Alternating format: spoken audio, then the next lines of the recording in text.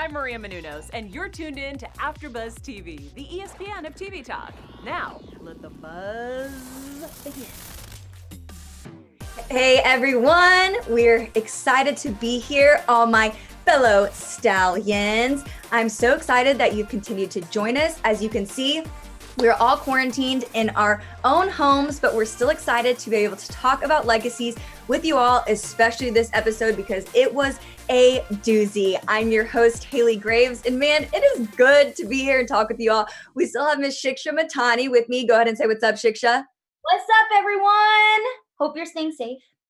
And then don't forget, everyone, we have a new panelist, which sorry that we're not in our normal studio and this is a little different, but guys, Mykell is back with us as well. Hey guys, so glad to be back, even though we're quarantined. I know. Crazy times. Make sure you're washing your hands, just getting that out there, just really beating it into everyone. But with that, we're going to start talking about this episode. Guys, give me your thoughts. Shiksha, take it away. This was an interesting episode. There were things that I didn't love that happened in the episode, but overall, it was an enjoyable episode. I liked seeing Dark Josie. It was just different. So yeah, I enjoyed it. Mykell, what are your thoughts? I think that it was a great episode. I love Dark Josie and getting to see her like fully be Dark Josie through the entire episode. And I always enjoy the team ups that everybody's, doing. And it was a fun episode for me. Like I enjoyed it. I think I lean with you. I overall enjoyed this episode. I actually thought they did a phenomenal, it was a really elaborate episode. There was a lot of just kind of grand gestures, which is a little different than what they've been doing for me. And I liked the team ups and the pairings too. I think no one enjoys being Dark Josie more than Josie herself, than Kaylee Bryant, because you can tell she's been talking about being this dark character for so long. I didn't think it was going to last this long, but you can tell she's living it, loving it, and she's doing a great job at being this dark character. So with that, we're going to start off, you guys, same structure as our normal shows. We're going to break it down by a bunch of our pairings. We're going to start off talking about some of the smaller storylines, and then we'll go into, obviously, the merge. It finally happened-ish. Well, it really happened, just not in the way we expected. And then, of course, Shiksha has news and gossip for us like she does every week. We'll also do our merge segment, so make sure you're thinking of your favorite duo and your least favorite duo. And then we'll do our predictions. So same thing, guys. Stay with us. We appreciate you. With that, guys, all right, let's start talking about Roth and Landon, because I don't know about y'all, but Shiksha, we talked about this so much that we didn't understand what they were doing with Roth. And I still don't, because he's dead. I'm just going to throw it out there. Shiksha, tell me first, what did you think of this whole situation with Roth and Landon? And we can kind of get into some details on it too. Unless they find a way to bring Roth back, I'm going to be extremely disappointed, just because they've basically been killing off this character since day one of this season. So, and he was such a big part of season one. So it was surprising. And I kind of wonder why this has been happening. But yeah, if he's truly actually dead by the end of this season, he's gone, I'll be very disappointed. I don't know if you guys realize, but in the beginning of the episode, they said that what's the other werewolf's name? They said Jed. Yeah, they said Jed and the werewolves are out looking for Josie, and they said Caleb and the vampires are looking for Josie. So why is it that Jed's leading the group of werewolves? Wasn't all of season one about Raph beating Jed to be alpha? No, you're right. It's like Jed has completely taken over that alpha spot. I mean, Roth hasn't exactly been there, and I think everyone kind of remembers what he went through at the end. Right, it was at the end of season one when he was pretty much stuck being a werewolf. So I think everyone's just kind of still being mindful of that and knowing that he's working through some things. But that is an interesting point to make, because technically right now he's not a werewolf, right? Yeah. No. Like, can werewolves be dead? You're right, but they don't know that. Yeah. So, I mean, because we don't really have any confirmation if he's turned since then. All we know is that he was attacked when he was leaving his dad's house, and it was the Necromancer minions. We just see the people in the red robes, which we now can associate with the Necromancer. And basically he was stabbed. He has these flashbacks throughout the episode that ultimately leads him to realize that he's the one who died at this spot in the woods. And now he's basically a Necromancer minion. Mykell, what are your thoughts on this? I think that like you said, Shiksha, they have been kind of writing him out from the beginning of the season. Like they started the season with him being in wolf form, stuck there, and now he's dead. And I don't know if they would or how they would bring him back. Yeah. And I just also feel like his storyline, this is the most interesting thing that has happened to him in a while. Yeah. But he's dead. So it's like, what do you do now? Like he doesn't even have a heartbeat. And I don't know. I think for me, it's either, I mean, this is almost cliche to say that it's either going to go left or it's going to go right with his story. They're either going to write him off this way because he's already dead. And so ultimately you can expect them to figure out a way to defeat the Necromancer. And by defeating the Necromancer, he would then go along with him and be off the show. Or I think potentially by kind of actually giving some substance to his storyline, that might be more of an incentive to keep him around, because let's be honest, at this point, they can save everyone. Yeah, we have Diamond Devin in the chat saying Raph was completely robbed as a character. And I agree completely. And Billie Jean Girl 24 said, does this mean that Hope and Raph won't happen now since he's dead? I don't, you know what? I think we just have to give up on Hope and Raph at this point. As much as none of us wanted to, I think we just are going to have to give up on him. When we get to predictions, though, I kind of have one around this storyline that might provide some hope. Never get it. All right, Shiksha, before we move on, don't you have a message for all of our listeners since you're in the live chat? I do. Guys, just want to quickly say thank you for being here, chatting with us, despite the coronavirus and all the crazy going on. The fact that you're still here chatting with us means so much. While you're here, make sure to please hit the thumbs up button and to subscribe, and keep chatting because I'm reading out your comments. And if you're listening on iTunes or Spotify, make sure to hit the 5 stars so that we can keep coming back and talking about the shows that we all love. So thanks, guys. Love you. Yes, thanks, Shiksha. And don't forget, guys, she's going to be bringing some news and gossip in a little bit. All right, guys. So from that point, we pretty much wrap up Raph and Landon. They didn't have a ton to do with the main storyline here. We do know that Landon ends up helping with Plan B, which we will get to in a second. But first, we know that they leave with Raph ends up stabbing Landon with Cupid's arrow, which we know is a part of the prophecy. So I don't know what that exactly means. We know that was pretty much the Achilles for a Phoenix, and that's where those two kind of left things off. Raph definitely tried to warn him, saying like, hey, I can't leave. Hey, the Necromancer has control. Like, I'm sorry. And Landon, just being naive like he always is, didn't listen. But is he dead? Go ahead, Shiksha. You guys think that he's actually dead? Is he gone from the show? They're not going to kill Raph and Landon, right? I don't think Landon's dead. I think potentially the Cupid's arrow maybe could somehow put a pause on his powers. That's kind of the only thing that I can think of, or maybe it somehow takes them away. I don't really know too much of my Phoenix knowledge. I think he's dead right now. Yeah. But he's only just learning about his powers. So for them to take away his powers doesn't make sense either, because we don't really fully know. Yeah, I mean, all we pretty much know is that this golden arrow has something to do with the prophecy, and it has something to do with Landon and the fact of it hurting him. And we know that who wants to hurt him is the Necromancer. So we're going to talk to their little band of bad brothers here for a minute.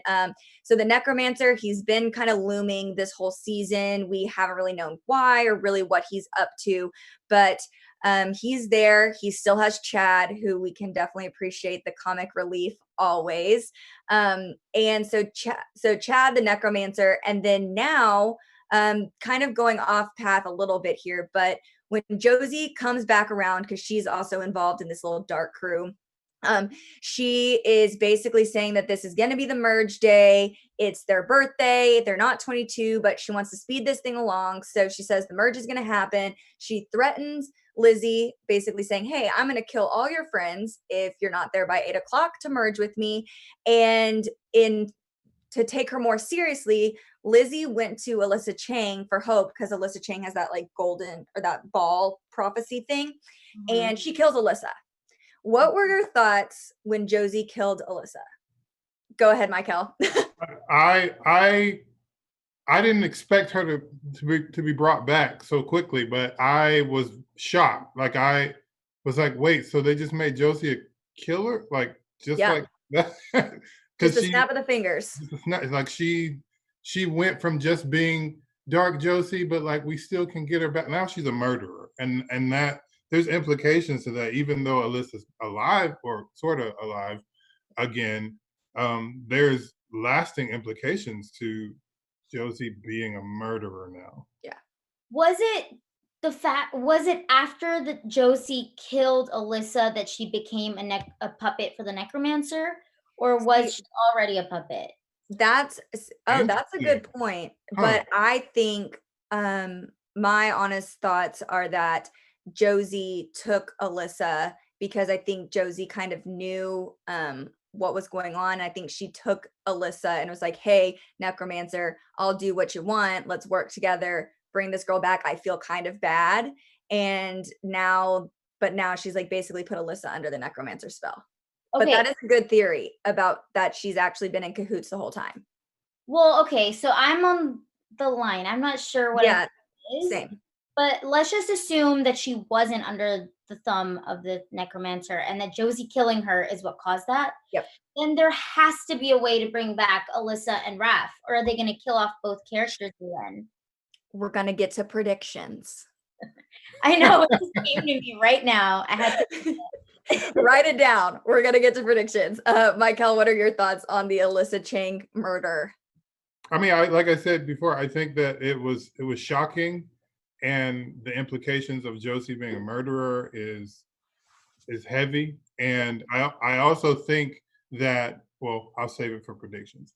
Okay. So we know that now Josie is in cahoots with the Necromancer, and this is pretty much just all Dark Josie. Meanwhile, to briefly touch on, Alaric and Caleb went into the subconscious box again, right? That's where they went. And they're like on this hunt to find an elixir. And Caleb turns into a professor called Dr. Hawkins, which was pretty entertaining to see Chris Lee in that role. Guys, tell me your thoughts of this storyline of Alaric, because to me, the episode could have done without it. It just kind of felt like the writers were like, so how are we going to fit them in? Let's just put them in the box. That's how it came out to me. Shiksha, what were you thinking? Okay, so it was just an amusing side that was happening. Very much unnecessary. We really didn't need to see it. But I think that the writers just don't necessarily know how to handle Alaric anymore, because they've kind of been butchering his character for a while now, right? Because at the end of season 1, he was he was no longer headmaster. He was kicked out, and now he's back. But then he sent all these kids to the prison world, and now the kids are like, we don't need you, let's send you in the box. It's just like, is he in charge, really? I don't know. I don't know what I think about Alaric anymore. Let's be honest, Hope is and has been calling the shots around here. Mykell, what are your thoughts? I would agree. I think that it was a nice idea to have Alaric's character be in Legacies in general. But as the show has unfolded and the vibe has kind of solidified, it's become more difficult to kind of figure out what his purpose is in the show. Like, yeah, he's the headmaster, but like all these kids with all these powers, and then he's just like this guy who has a drinking problem, and like it's just there, and then sometimes he's not there. But the storyline in the box was cute. Like it was completely unnecessary. Like they could have just put them in the box and we didn't have to see what was going on. I think Caleb's accent was horrible, but it was funny. Yeah, exactly. So, yeah. Yeah, I would love for anyone watching along with this right now, I would just love to know your thoughts actually on what is your take on Alaric as a character on the show?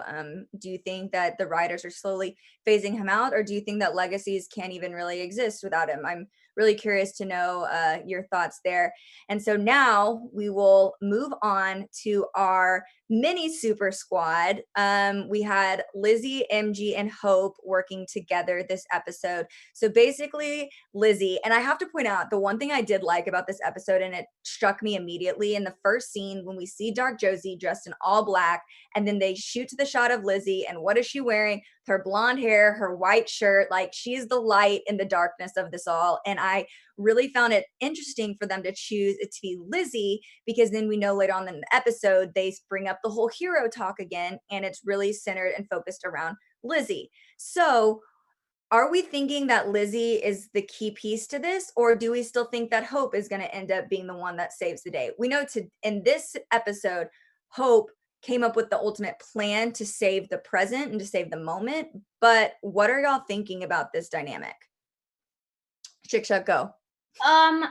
Go. Go.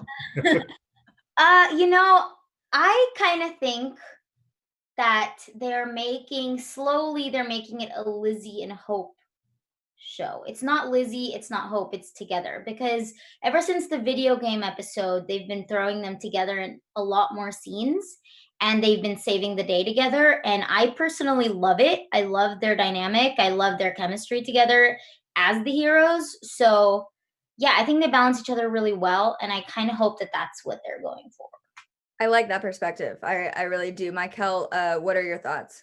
I would agree. I think that they've tested the waters and discovered that Lizzie and Hope, that dynamic is probably the most conducive to what they're doing with the show, and that's probably where they're heading. And with a few of the other characters kind of rounding out the show itself, and it's surprising as we've been talking and kind of figuring, oh, it seems like they're phasing out Raph. It seems like they're phasing out Alaric. Seems like I could see that being the case, even though it's like a lot of people. I could see it kind of happening to where it is this more centric to Lizzie and Hope and Landon perhaps and MG. Like I think that those core 4 characters will be what the show will center around moving forward. And I mean, I like that perspective. And the one thing though that the writers have not been moving away from is this Lizzie and MG storyline. No matter how much Shiksha and I have begged and pleaded and talked about it, Brett Matthews and gang will not move away from the Lizzie and MG storyline. And in this episode though, I gotta admit, I fell right back into the trap, not even necessarily the trap of them as a potential item, but their friendship. I really, really do love the dynamic of the two of them when they're at their best, because at the core, they are such a good, just little pair for one another. And they know each other so well that it's fun to see no matter what either one of them are going through, they know how to get each other to be the best version of themselves. And we definitely see that in this episode, because Lizzie pretty much realizes, hey, I'm not going to defeat her. I gotta say though, guys, I was cracking up at the things that Lizzie was saying. Like, whoever has been writing her character specifically has been doing such a good job, because the little comic relief one-liners, how she called Josie Dark Vader, or Dark, like I think it was something along the lines of Dark Vader, and then she called her Lord, like it basically was an allude to Lord Voldemort, but Right. she like put Josie in there, and I was like, gosh, they're really clever. But what did y'all think about Lizzie and MG? Obviously, I said I was a fan of their little dynamic today. Tell me what you thought as you were watching. Mykell, tossing it to you. I have been a fan. I've never gotten off the train of Lizzie and MG. And like I towed the line for a bit, and then last episode they won me completely back over with that scene where he was like, I'm never gonna not be a soft place for you to land. And I was like, I love it. And then this episode, I I just think that they're in game. Like, I think that they are the couple that we're going to be rooting for the duration of this show. I think that it looked like it might have been Hope and Landon, but the romance is going to end up being Lizzie and MG, that we're following, with all of our hopes and dreams. And I think that the kiss was beautiful. Like, I know that she was trying to say it was for you, MG, but like, really, she wanted that kiss too. I agree that I think that they completely hit the nail on the head in that scene with those two characters reacting the way they did. I loved how when they were in the car together because Lizzie was gonna leave. I thought it was really hilarious. I genuinely thought that they had left. I thought that they were on the road together because MG would do that for her. But to find out that they were just still sitting in the car, nerding out over comic books and deciding what kind of superhero Lizzie was actually going to be, I thought that moment was just so cute and really played to both characters' strengths, but they did such a good job of keeping each character true to who they are still. Shiksha, what were your thoughts? I have so many thoughts on this. So I've never been a fan of Lizzie and MG. Like, since day one, just been really upset about that relationship. And I don't know, like, if they're really gonna be endgame, then they have to do a lot of work to convince me. Because yeah, they're nerding out, but that's more like friends, not like a couple, right? So yeah, they connect, they do connect, but only at that friendship level. So, and the kiss, I'm sorry, was not beautiful. It felt so forced to me. I'm just not there. The chat is calling them Mizzy, which I think is actually cute, but I'm not 100% convinced. The chat is saying, let's see. Diamond Devon says they balance each other out. I love how MG tricked her into being the hero and her reaction was amazing. I can agree with that. Billie Jean Girl 24 said Lizzie kissed MG. It's more than friends. She likes him. She just won't admit it. I don't agree. I tiptoe the line of I think Lizzie is in denial for herself because I don't think MG is necessarily the guy that she thought that she would go for or the guy she would end up with. And so I think that those are kind of issues that she's had within herself, but we're seeing so much character growth in Lizzie that I would lean more with Mykell and the fact that I think the writers are going to take us on a beautiful journey of these two being such good friends, MG always being by her side, always having a soft spot for her. And we're going to just continue to watch Lizzie Saltzman grow as a person and becoming more of a selfless person to get to a place where I think she could be in a successful relationship and a relationship that MG deserves because for whatever reason, the writers will not give MG love. And the only thing I can think of is that they're just holding out for this character development of Lizzie. And you might be right. And I'm not going to be upset if that happens. So Logan Knight says the Mizzy kiss was more for MG than Lizzie. Plus, it would be cheap and feel forced if they automatically had Lizzie have feelings for MG when she made it very clear she feels nothing for him. So yeah, and Erica says Lizzie and MG make good friends. They balance each other out. This is gonna be the ride that I think we're all gonna stick around to see, which is what Mykell was saying, because this is kind of the ride that I was hoping we would get when this season started with Landon and Hope, and when all the memories came back up from the Malivore pit, I was hoping they were going to take us on more of a journey with Hope and Landon. And those are the two that to me are kind of just stuck in the mud of this place of, are we meant to be? Are we not meant to be? Are we meant to be? Like, there's no real growth in their relationship. Whereas to me, Lizzie and MG, like Mykell said. So not only though, we got to still talk about Hope and her massive plans that she always comes up with because she's brains and brawn. So Hope basically have this plan A, which is the merge is going to happen. When the merge happens, they would hope that Lizzie would come out victorious, and in doing so, they would be able to still have Josie's body, and they would be able to somehow extract Dark Josie, Good Josie, and put Good Josie back in her own body. Well, everything was going to be fine. That was a bad plan. I was about to cry.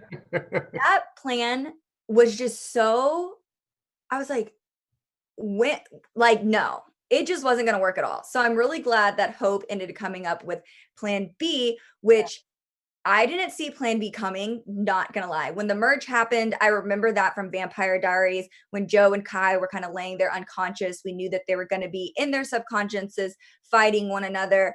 But I did not expect all of that. I thought I will say in this moment, Alaric put on a good performance because I was like, oh shit. Like, oh, there went the cuss word anyway. I was like, Lizzie is gone. Like I was just like, wow, what a performance. Alaric, I totally believed you. And then we come to find out that MG and Hope actually put Hope in the vampirism and put her in Josie's mind. So Hope is now there. Meanwhile, Lizzie, they attached her to Landon. So when she died, she was going to be resurrected because of the Phoenix. This writing to me, bravo. Bravo. I was very entertained as a fan of this show. Guys, tell me what your thoughts about the two plans. Go ahead, Shiksha.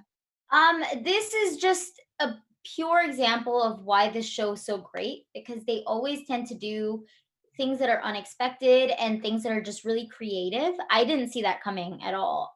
But when it happened, I'm like, that was so smart. Like, yes, it was so cool, you know? And I like that they left it as a surprise until the end so that we just didn't know what was going to happen. I don't know. I loved it. The writers always do a great job. It almost gave me like Bonnie Bennett vibes.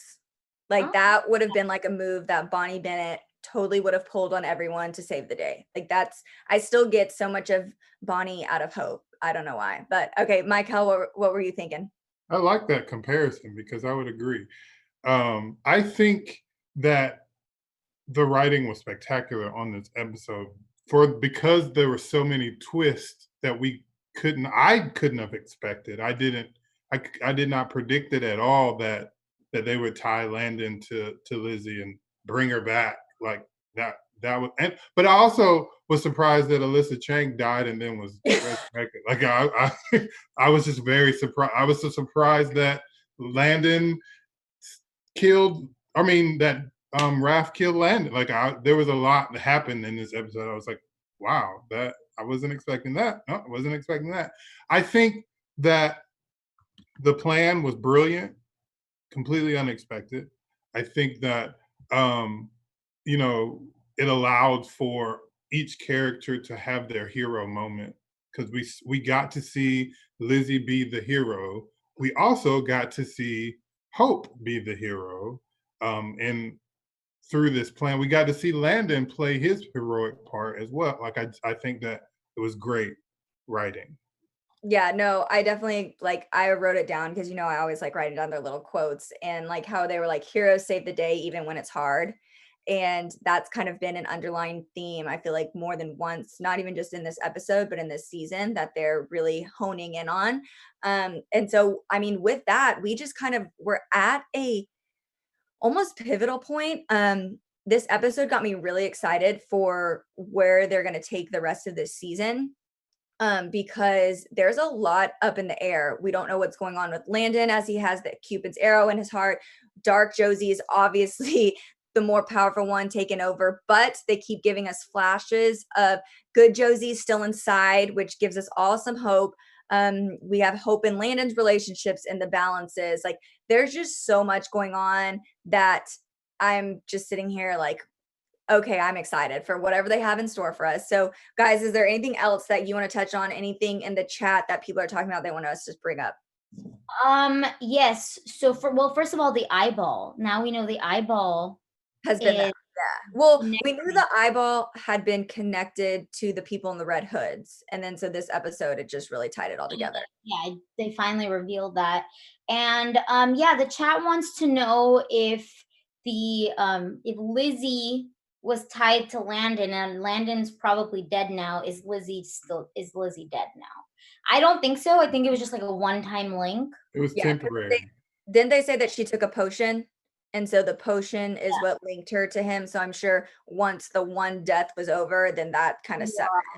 Yeah, that's what I was thinking too. Yeah.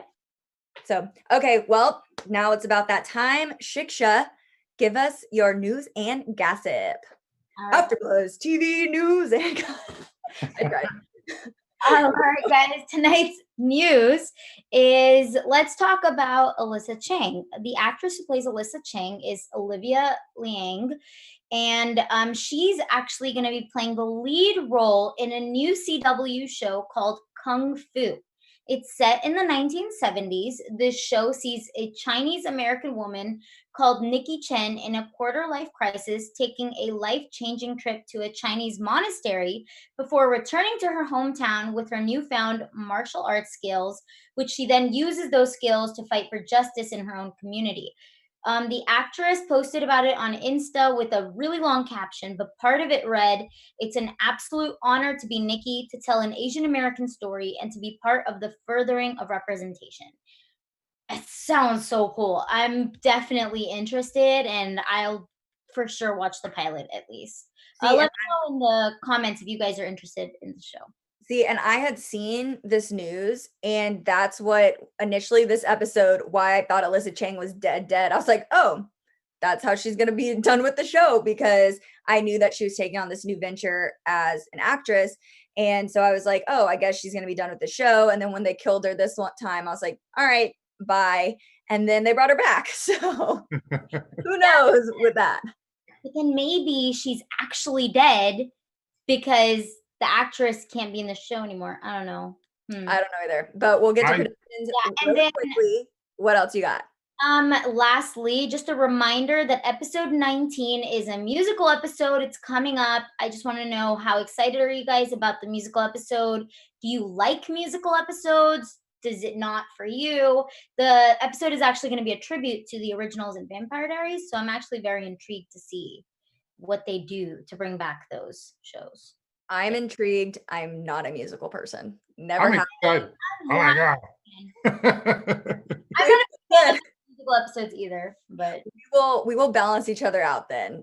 I'm going to go into the episode with an open mind, because I've enjoyed when they've incorporated music and singing in Legacies episodes. I know how good Chris Lee is, so I definitely will like the episode, I'm sure. I just really struggle with musicals. I'd rather you talk at me than sing at me. But that's just my opinion.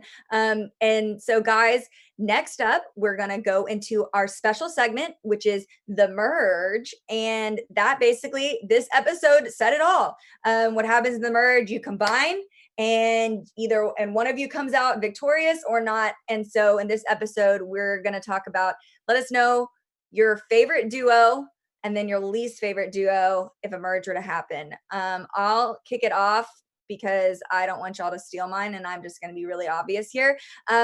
Mine is Lizzie and Hope. We talked about them. They're kind of this girl power duo that, to me, every week I look forward to what kind of battles they're going to fight together next. So to me, they're still my favorite two little queens working together. All right, Shiksha, your turn. You know I love Lizzie and Hope. That's why you went first. That was my favorite. I'm just gonna stick with it, okay? Oh, and I liked Dark Josie and the Necromancer. I thought they were funny together. So okay. All right, Mykell, you're up. All right, since you guys are saying that, I'm just going to say Lizzie and MG, just for all the reasons that we said earlier. I love them. I just like them. I'm not there yet. Mykell, staying with you. We'll come back around. Who is your worst duo? The worst duo to me of this episode was Landon and Raph. Just because I feel like Landon should not be as naive as he is still. Like, he should know better by now. And, for him to not be listening to, like, Raph was telling him what was happening, and he was like, "Nah, we're in this together." And I'm like, guy, come on. Smarten up. You know what, though? I feel like if Hope had been there, she would have seen it coming. But absolutely. Yeah. Who's your worst? My worst was actually Hope and Lizzie. They're twin sisters, and Lizzie was so afraid about dying this episode. Wait. You said Hope and Lizzie. You mean Josie and Lizzie? Josie and Lizzie, okay. Yes. Make sure I was like, yeah, thank you. Josie and Lizzie, just because they are twin sisters, they're supposed to love each other over any and everybody else. Lizzie has done a lot of self-growth in the last season. But she was, again, just so worried about dying. She was even thinking about running away when her sister is clearly in trouble. She was giving up on her twin sister, and Hope is the one who found a way around it. Like, what? Yeah, that was my thought. I like your point, but I'm gonna make mine short and sweet. Mine was also Raph and Landon. Mykell pretty much said exactly everything that I was thinking. They just didn't do it for me this episode. So all right, guys. Now, oh wait, let me know what people in the chat are saying. All right. So Diamond Devon said Lizzie and Hope were the best, so he agrees. We have Mamba Never Dead says favorite is also Hope and Lizzie. Bruce Fairchild, Lizzie, Hope, and Good Josie. All right. Well, we didn't really see Good Josie this week. Logan Knight said my best duo was Dark Josie and Hope because they got to fight like Harry Potter and Voldemort. So I was geeking out. Oh my God, yes, that did go through my mind as well. And the worst duo was MG and Lizzie because it feels forced. I agree with Logan Knight. And Laura LeFew says the worst was Landon and Raph. And yeah. So we pretty much agree. Yeah, that scene between Dark Josie and Hope was so cool. I was just like, yes, I love it. And especially because I love it when shows make women really badass. And this show does a great job at letting women have strength and power. And I love that about this show. All right, guys, now let's jump into our predictions. So I can't forget this because I do this all the time when we're talking in show and I think of a prediction. So I'm going to get this one out. My prediction, and this is just me having any semblance of light and hope after this whole Necromancer situation. And I know that someone is going to correct me because I think that my thought process is wrong now that I'm working through it. But it's that when they finally figure out how to defeat the Necromancer, my wish is that everyone that he is kind of either brought back to life or that he has kind of control over their souls. My hope is that they're going to be released. And upon their release, our super squad and all of our people at the Salvatore School will have a plan in place of how to almost capture their souls and be able to put them in their bodies so that way they can stay with us. So that's kind of my prediction, that they will figure out some way to sever the tie between the Necromancer and the souls that he's there, thus keeping around Raph, Alyssa, Cheng, and Chad. Because kind of Chad would be kind of fun in the school after all of this. He would be. All right. That's an interesting thought, and I hope that you're right because that would also mean that Raph is not dead and there's still hope for his character. Yep. We keep using hope. But yes, let's see. I wrote down some predictions. Alyssa and Raph, are they dead or coming back? So I think that kind of covers that. I hope that they're coming back. Sebastian, does this mean he's dead? Because now that they're starting a romance with MG, does that, because the actor Thomas Doherty is doing other shows now, so I think he's gone, right? Yeah, no, I agree. I mean, we saw him come through the Malivore pit, and then, right? Like that was the last time we saw him. They left us. Go to the Malivore pit. We don't technically. They left it up in the air. We don't know if he ever actually went through or not. Right. And then, do they still have to merge? And if not, will Caroline come back now? Because she's only gone because of the merge. But are they done with the merge? I don't know. I mean, we still have a long way to go because technically they're still merged in a way. It's just now Hope is in Josie's mind fighting essentially Lizzie's battle for her. At least that's how I see it. Yeah. So no, that's a really great question. I will say though that I don't think Caroline will come back, only because I feel like something would have leaked of her, like the actress Caroline, about her coming back if that was sad. She should. But whatever. And then a lot of people in the chat today were talking about Jade and how they want Jade to be the one to bring back Josie from Dark Josie. And they want to see Jade's reaction to Dark Josie. And I think that could be interesting. I was never a huge shipper for the Jade and Josie thing, but it could be interesting. What do y'all think? I mean, I would be here for that. I said that last week that I would be here for Jade being the one to bring light Josie, I guess, back. I think that I don't know that it will be Jade anymore. And the reason why is because they would be using her, they would have put her in this episode. Like, because we need to see that relationship more for it to pay off. And we saw 2 episodes, and it was the second one when we realized that they liked each other, and that was all we've gotten. And so I don't know if the payoff's there, but we'll see. And in reality, Jade was pretty freaked out by like their affection for one another anyways. But Mykell, do you have any other predictions? I think that my prediction is that the people who are under the thrall or the minions of the Necromancer will die. Like I think that it's not gonna be, it's gonna be very emotional when it happens, but unless Malivore comes into play and does some Malivore magic to make them be alive again, because the whole agenda that the Necromancer has is to bring Malivore back and control him.